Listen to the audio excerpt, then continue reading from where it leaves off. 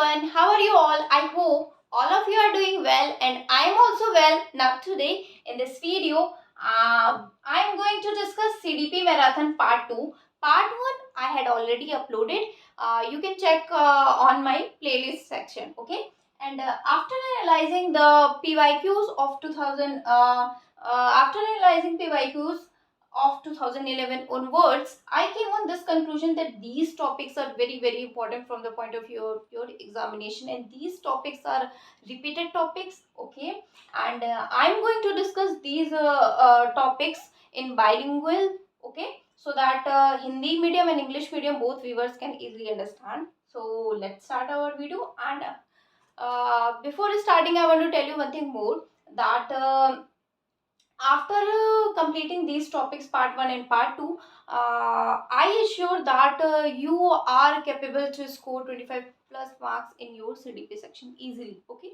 So let's start our video now. Number 1 point is growth and development, ठीक है? Growth यानी कि वृद्धि, डेवलपमेंट यानी कि विकास. ग्रोथ में हमारे क्वांटिटेटिव चेंजेस आते हैं, ठीक है? क्वांटिटेटिव चेंजेस यानी कि मात्रात्मक परिवर्तन आते हैं, ठीक है?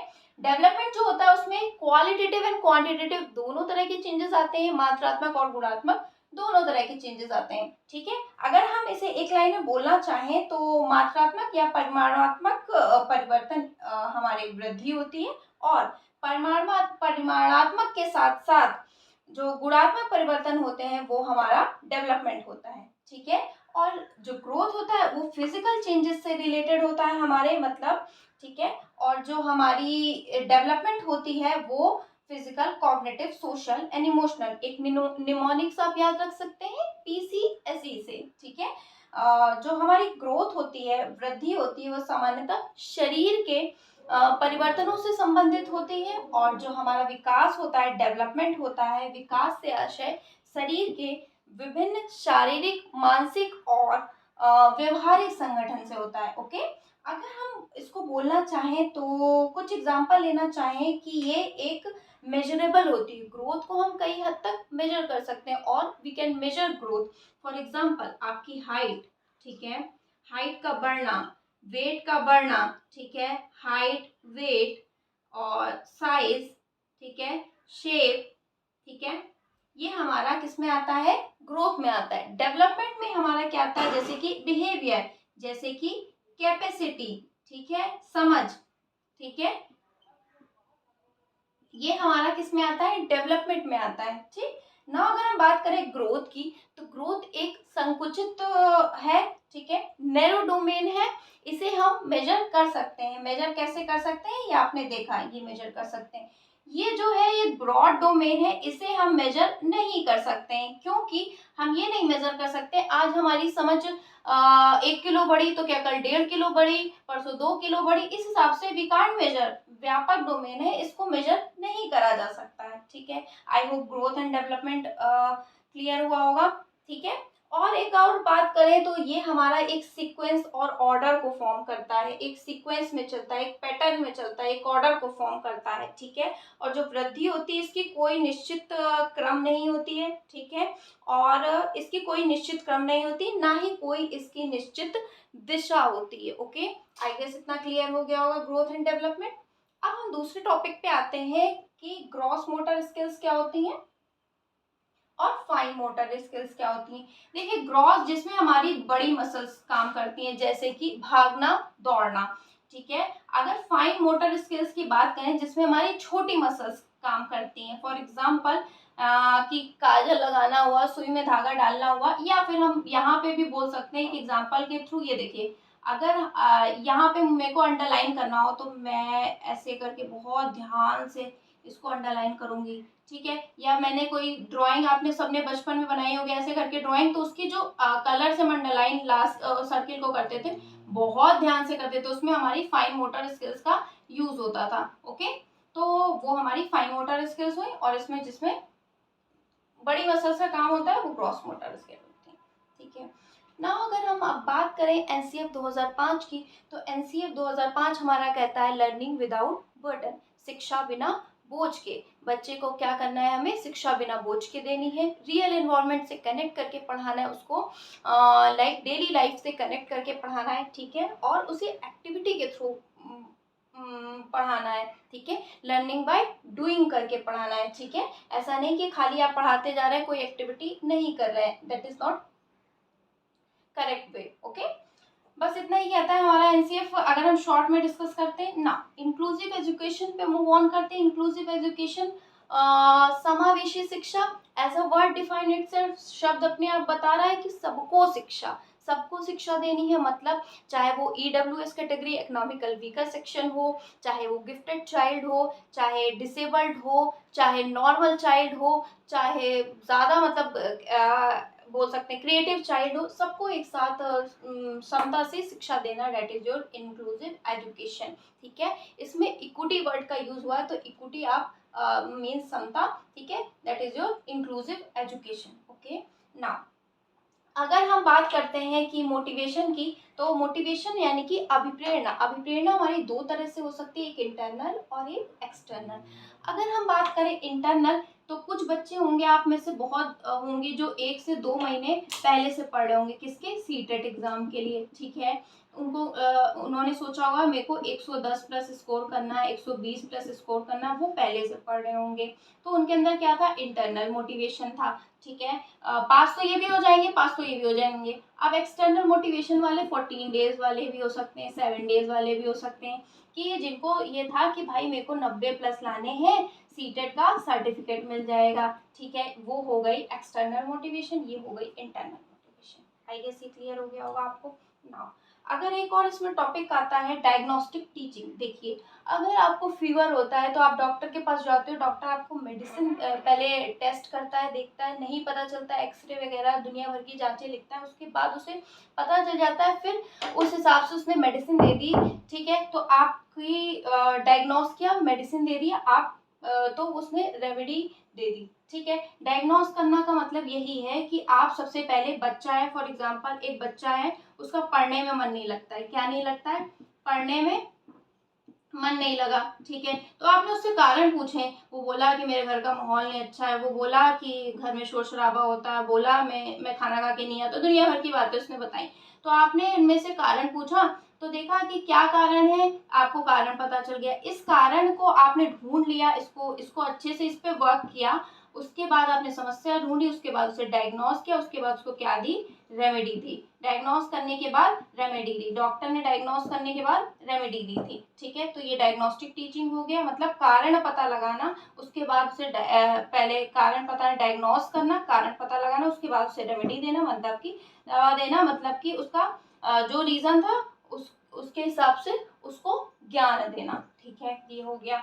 नाउ अब हम अगर बात करें, एक टॉपिक छूट जाता है, सेफेलोकॉडल एंड प्रॉक्सिमोडिस्टल। देखिए, सेफेलोकॉडल जो होता है वो क्या होता है, सर से पैर की ओर, सर से पैर की ओर जो विकास होता है वो सेफेलोकॉडल होता है, शिरोपदोमुखी ऐसी आई गेस कुछ बोलते हैं, है ना। और प्रॉक्सिमोडिस्टल ये होता है आपका centre to periphery, centre to periphery, इसका क्या मतलब है, ठीक है, सेंटर टू पेरिफेरी, इसका मतलब ये है, इसका बहुत अच्छा एग्जांपल है, लाइक जब प्रेगनेंसी में जब कंसेप्शन होता है, तो 6 वीक पे बच्चे की क्या होती है, हार्ट बीट आती है, दिल धड़कना शुरू होता है 6 से 6.5 वीक में, तो सबसे पहले हृदय का बनना शुरू होता है, तो उसके बाद वो होता है उसका सेंटर, उसके बाद वो भ्रूण फॉर्म होता है, दैट इज योर पेरिफेरी, उसके बाद वो बेबी का फॉर्म होता है, भ्रूण का फॉर्म होता है, दैट इज योर पेरिफेरी। तो सेंटर से पेरिफेरी, इसका आप ये एग्जांपल याद रख सकते हैं। और इसमें सर से पैर की ओर विकास होता है, मतलब ये बच्चा है, ठीक है, ऐसे, ठीक है, इसका सर से पैर की ओर विकास, यानी कि हेड टू टो भी बोल सकते हैं इंग्लिश मीडियम वालों के लिए, हेड टू टो, ठीक है, ये आपका हो गया ना। इतना हमारा डिस्कशन हो गया ना। लर्निंग डिसेबिलिटीज को डिस्कस करते हैं, तो लर्निंग डिसेबिलिटीज लाइक क्या होती हैं कि किसी पर्टिकुलर रीजन की वजह से, मतलब लाइक कुछ परेशानी होती है हमें, उन वजहों से हम नहीं, दूसरों की अपेक्षा कम सीख पाते हैं, ठीक है, वही हमारी लर्निंग डिसेबिलिटी होती, दूसरों की अपेक्षा कम सीख पाना, ठीक है, वही है हमारी लर्निंग डिसेबिलिटी, या हमें दूसरों की अपेक्षा समझने में प्रॉब्लम होती है इन इन रीजंस की वजह से, ठीक है। ये कारण होते हैं, क्या होते हैं? सबसे नंबर वन डिसलेक्सिया, पठन संबंधी विकार, मतलब पढ़ने में प्रॉब्लम होती है, जैसे कि 100 को वॉस पढ़ दिया, 100 को क्या पढ़ दिया, वॉस, डिसलेक्सिया हो गया, पढ़ने में प्रॉब्लम हो गया। डिस्ग्राफिया यानी कि ग्राफ मतलब लेखन, लिखने में प्रॉब्लम हो गया, लाइक सीधा नहीं लिख पा रहे, उल्टा पुल्टा टेढ़ा वेढ़ा कैसे भी लिख रहे हैं, ठीक है, that is your dysgraphia. Dyscalculation like maths phobia हो गया, ठीक है, मैथमेटिकल एरर से मतलब कैलकुलेशन से प्रॉब्लम हो गई, वो हमारी गणितीय विकार में आ गई, डिस्कैलकुलिया। डिस्प्रैक्सिया यानी कि आपको किसी बच्चे को एक से ज़्यादा प्रॉब्लम है, लिखने में भी है पढ़ने में भी है, तो वो आपकी डिस्प्रैक्सिया हो गया। डिस्थीमिया यानी कि तनाव वाली स्थिति में बच्चा रहता है, इसमें मेंटल स्ट्रेस रहता है, उस वजह से वो नहीं सीख पाता है, ठीक है, सीखने में कमी आना, इसको ऐसे भी बोल सकते हैं कि सीखने में कमी, सीखने में कमी, ठीक है। सही से लिखते बन नहीं रहा है क्योंकि मैं ऐसे एंगल पे हूँ, इस वजह से राइटिंग गड़बड़ आ रही होगी, बिल्कुल डेफिनेटली। डिस्थीमिया है, तनाव वाली सिचुएशन में बच्चा रहता है, स्ट्रेस में रहता है, बता दिया मैंने। डिस्मॉर्फिया में भ्रम हो जाता है, क्या हो जाता है? भ्रम हो जाता है, मतलब कि वो दूसरों की अपेक्षा छोटा है, लंबा है, सुंदर है, नहीं सुंदर है, इस टाइप का हो जाना, ठीक है ना। अफेजिया होता है भाषा संप्रेषण, लाइक कम्युनिकेशन करने में प्रॉब्लम होती है, that is your aphasia.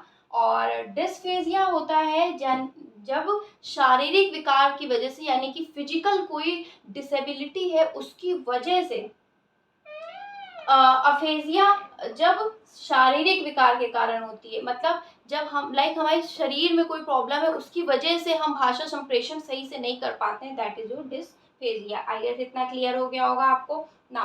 Last topic बचता है बुद्धि। बुद्धि यानी कि इंटेलिजेंस। इंटेलिजेंस यानी कि multiple intelligence theory by Harvard gardener.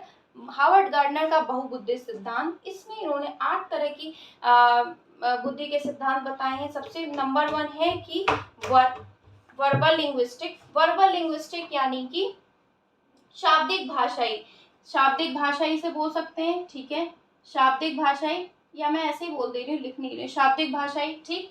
इसमें वो लोग आते हैं, मतलब ये जो है इनके अंदर ये पर्टिकुलर चीज़ बहुत अच्छी होती है, इन्होंने जो बताया है ये पर्टिकुलर चीज़ उनके अंदर, वो इन चीज़ों में मास्टर होते हैं। वर्बल लिंग्विस्टिक यानी कि उनको भाषा पे बहुत अच्छा कमांड, जैसे कि डिबेट कंपटीशन में जो पार्टिसिपेट करते हैं, ठीक है।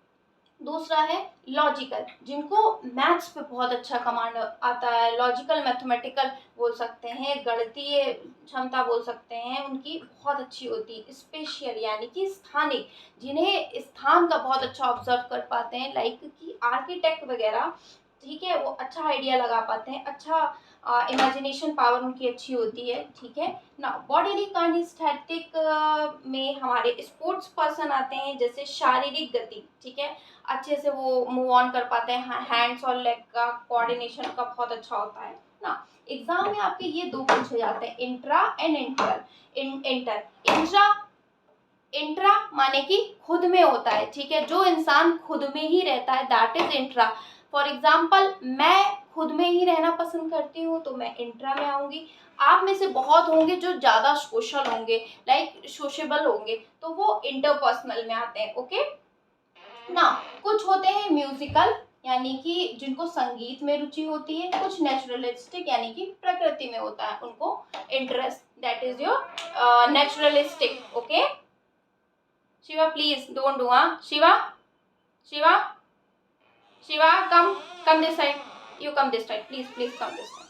आई गेस आपको इतना समझ में आ गया होगा, प्लीज आई गेस आपको इतना क्लियर हो गया होगा, ठीक है। एक टॉपिक और बचता है सीसी। सीसी मतलब कॉन्टिन्यूस एंड कॉम्प्रिहेंसिव इवेल्युएशन, मतलब कि सतत एवं व्यापक मूल्यांकन, ठीक है, जिसमें जैसे कि हम लोगों के एग्जाम कंडक्ट होते हैं तो टर्म 1, टर्म 2, टर्म 3 कंटिन्यूस बच्चे का हम परीक्षण करते हैं, उसे समझाते हैं, जो गैप रह जाते हैं फिर परीक्षण होता है। इस तरीके से कंटिन्यूएशन कॉम्प्रिहेंसिव इवेल्युएशन होता है, ठीक है। आई गेस ये भी क्लियर हो गया होगा। और मूल्यांकन इवैल्यूएशन यही हो गया, ठीक है। एक पोर्टफोलियो अगर ऑप्शन मिल जाए आपको तो उसे आप टिक मार देना, वो सही होता है, ठीक है। मूल्यांकन में अगर पोर्टफोलियो मिलता है तो वो सही होता है।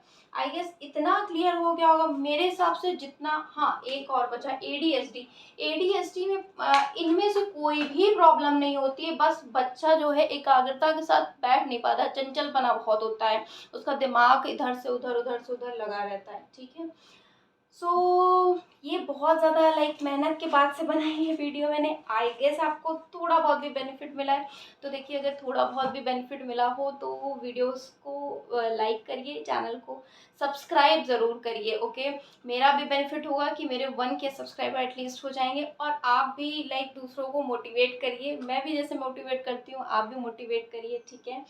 हाँ, ये है कि आप चैनल से जुड़ते हैं, आपकी जो भी क्वेरीज होती हैं टीचिंग एग्जाम से रिलेटेड वो मैं सॉल्व करने की कोशिश करूँगी, ठीक है। और मैं रही बात तो मैं अपनी एस्टेट की तैयारी कर रही थी, अब देखती हूँ कौन सी वैकेंसी आती है उस हिसाब से प्रिपरेशन करूँगी। थोड़ा बहुत भी बेनिफिट मिले, आप में से बहुत ज़्यादा मेरे रिटर्निंग व्यूअर हैं तो प्लीज़ चैनल को सब्सक्राइब कर लीजिए, ओके। ये है, अगर देखती हूँ बहुत अच्छा आपका रिस्पांस आता है तो मैं ईवीएस, हिंदी, इंग्लिश, मैथ्स इन सब की भी वीडियोस जल्दी ही अपलोड कर दूंगी। बट मेरे को रिस्पांस भी मिलना चाहिए ना। देखिए मैंने बहुत ज़्यादा आपके लिए पहले उस पे वीडियोस बनाई, अब इस पे बनाई, अब आप बताओगे कौन सी वाली ज़्यादा बेटर है तो उस हिसाब से पढ़ाएंगे, फिर धीरे धीरे रिस्पॉन्स अच्छा होगा तो इससे मैं और भी अच्छा सेटअप कर सकती हूँ, okay. So it was in this video. Meet you in my next video. Till then, tata, bye bye. Take care, guys. Mama.